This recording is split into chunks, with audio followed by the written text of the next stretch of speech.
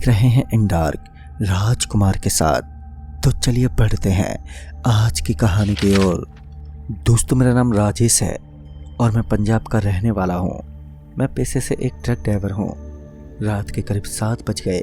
मोनू और मैं ट्रक में सामान लोड करके बस डिलीवरी के लिए निकल ही रहे थे कि तभी मुझे फ़ोन आ गया। फ़ोन पर मेरा दोस्त था तो उसने कहा, अरे राजेश, तुझे पता है आज वो नदी के पास वाला पुल टूट गया है। मैंने भी चौंकते हुए कहा, क्या बात कर रहा है यार? अरे मुझे आज ही डिलीवरी करने जाना है, तो अब क्या होगा? तो उसने कहा, अब तो मुश्किल है यार। मैंने कहा, तो कोई और रास्ता नहीं है क्या? तो उसने कहा, एक रास्ता है। फिर मैंने भी तुरंत कहा, हाँ बता। फिर उसने बताया कि मुझे जंगल क्रॉस करके जाना होगा जो थोड़ा लंबा है, लेकिन एक वही रास्ता है। तो मैंने कहा, अच्छा ठीक है, तो मैं वहीं से जाता हूँ। तो उसने कहा, अरे सुन तो सही। इतने में मैंने फ़ोन काट दिया। कुछ ही देर बाद मैं जंगल के लिए रवाना हो गया। गाड़ी लगभग 30 की स्पीड में चल रही थी। तभी अचानक ट्रक की हेडलाइट्स बंद चालू होने लगी। ये देखकर मैं थोड़ा डर सा गया। अचानक से गाड़ी जंगल में आकर बंद पड़ गई थी। मैं गाड़ी से उतर ही रहा था कि तभी अचानक से किसी के गुर्राने की आवाज़ आने लगी। वो आवाज़ काफ़ी पास से आ रही थी। जंगली जानवर के डर से मैं गाड़ी से उतरा नहीं। लगभग 15 मिनट के बाद वो आवाज़ आनी बंद पड़ गई। तभी मैंने मेरे साथी से कहा, अरे मोनू, चल जाके एक बार इंजन को तो देख, शायद उसमें कुछ दिक्कत आ गई है।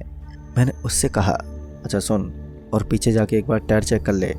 वो पीछे की तरफ गया तो उसने कहा, अरे उस्ताद, पीछे वाला टायर पंचर है। मैं गाड़ी से टायर उतार ही रहा था कि तभी मुझे लगा कि टायर अपने वजन से 10 गुना ज़्यादा भारी हो गया है।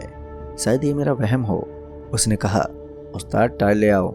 मैंने कहा, हाँ चल जाके 15 नंबर का पाना लेकर आ। उसने कहा, जी उस्ताद जी।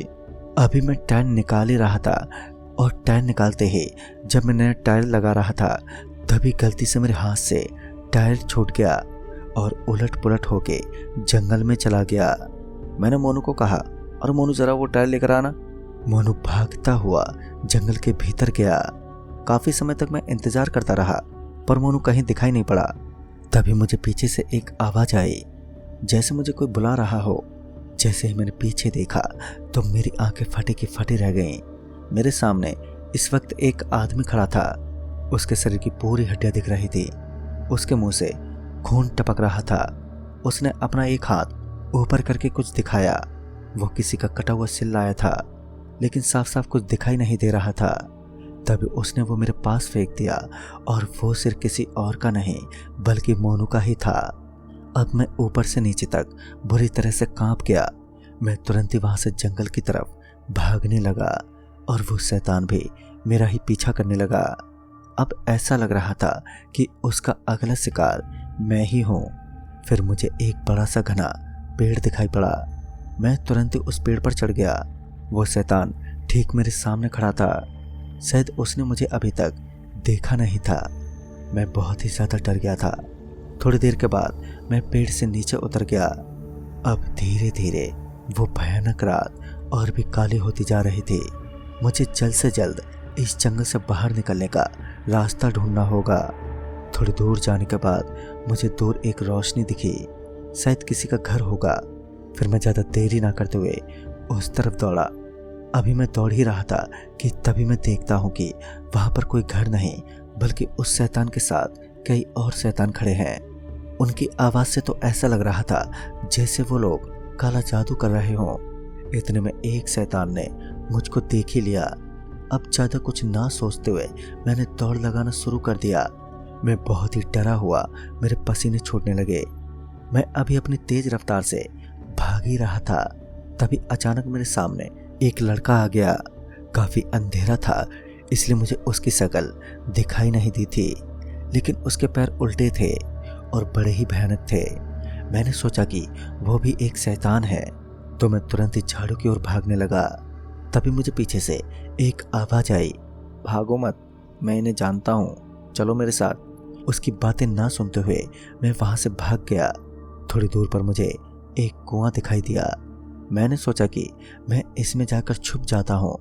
मैं तुरंत ही उस कुएं के नीचे छुप गया।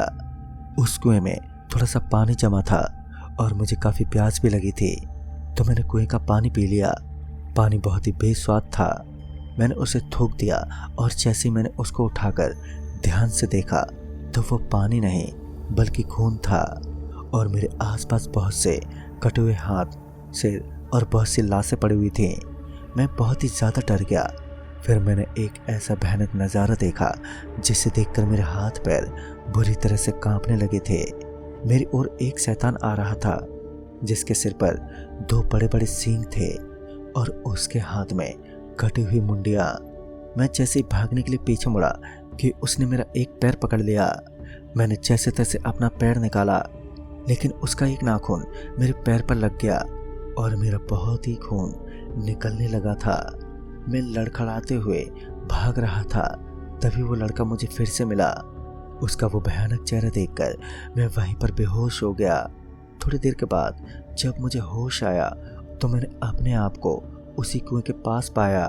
मैं बहुत ही ज़्यादा डर गया था। तभी मेरे सामने की मिट्टी थोड़ी हिलने लगी। मैं डर की वजह से पीछे की ओर जाने लगा। तभी उसमें से एक हाथ बाहर आ गया। मेरी चीख निकल गई और धीरे धीरे कई हाथ बाहर आने लगे और मेरी दिल की धड़कनें भी काफ़ी तेज हो गईं। मैं तुरंत ही वहाँ से झाड़ियों की ओर चल दिया। मुझे अब बहुत ही ज़्यादा धुंधला सा दिखाई दे रहा था। मैंने देखा कि एक बूढ़ी औरत मेरे बगल में बैठी है। उसकी एक आंख नहीं थी और फिर मैं शायद बेहोश हो गया। फिर थोड़ी देर के बाद मुझे होश आया तो मैं उठा तो मैंने देखा कि मेरे सामने कोई लेटा है और उसके ऊपर एक कपड़ा पड़ा हुआ है। मैंने धीरे से वो कपड़ा हटाया और फिर मैंने जो देखा तो उसे देखने के बाद मुझे मौत का एहसास हो रहा था। वो कोई और नहीं बल्कि मैं ही था, शायद मेरा हमशक्ल। अब मुझे कुछ भी समझ नहीं आ रहा था कि तभी किसी ने मेरे कंधे पर एक हाथ रखा। मैं लंबी सांस लेकर पीछे पलटा तो मैंने देखा कि वो अम्मा मेरे पीछे थी।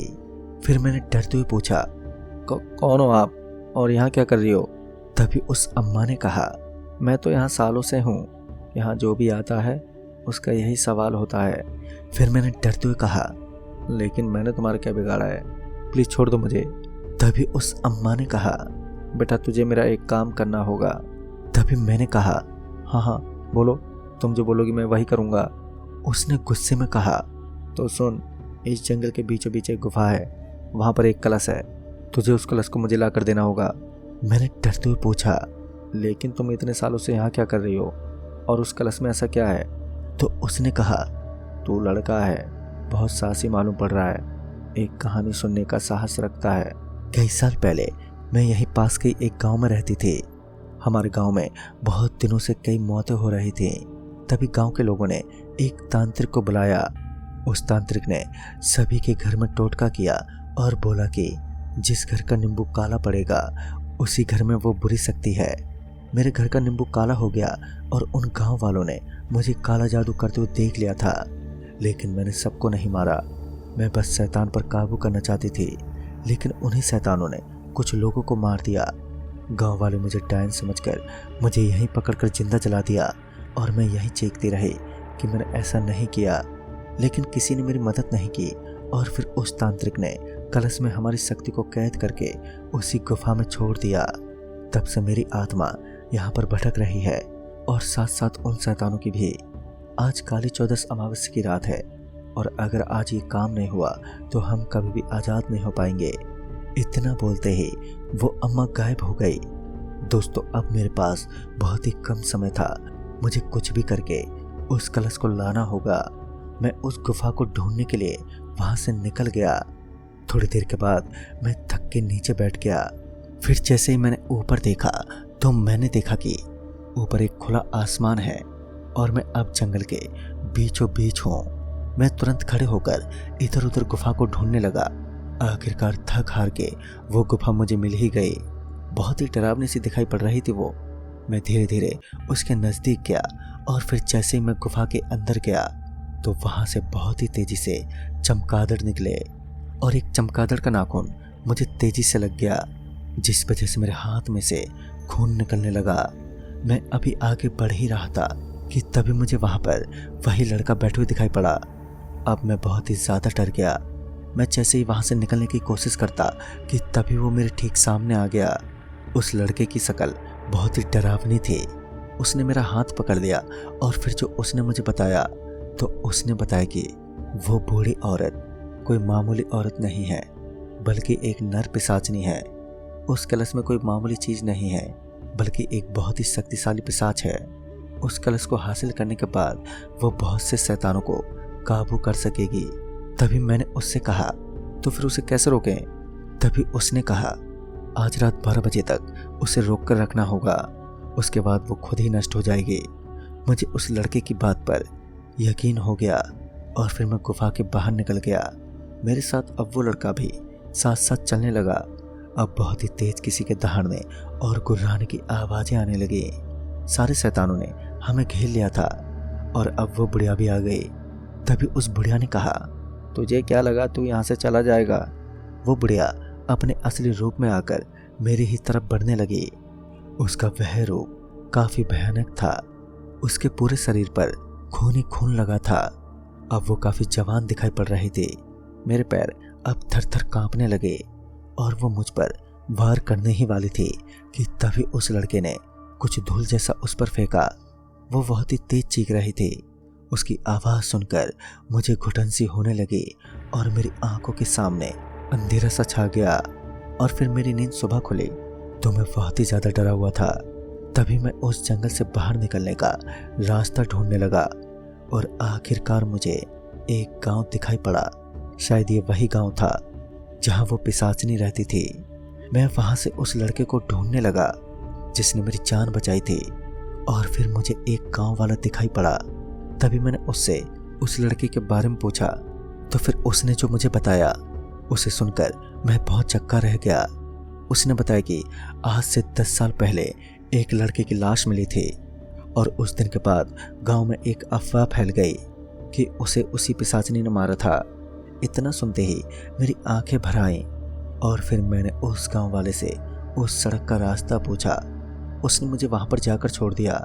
उस समय अगर मैंने उस नर पिशाचनी की बात अगर मान ली होती तो आज मैं यहाँ पर नहीं होता। किसी ने सही कहा है कि ईश्वर हमारी मदद के लिए फरिश्ता बनकर भी आते हैं। शायद वो लड़का मेरे लिए एक फरिश्ते के समान ही था। तो दोस्तों, इस कहानी में बस इतना ही। तब तक के लिए बाय एंड टेक केयर।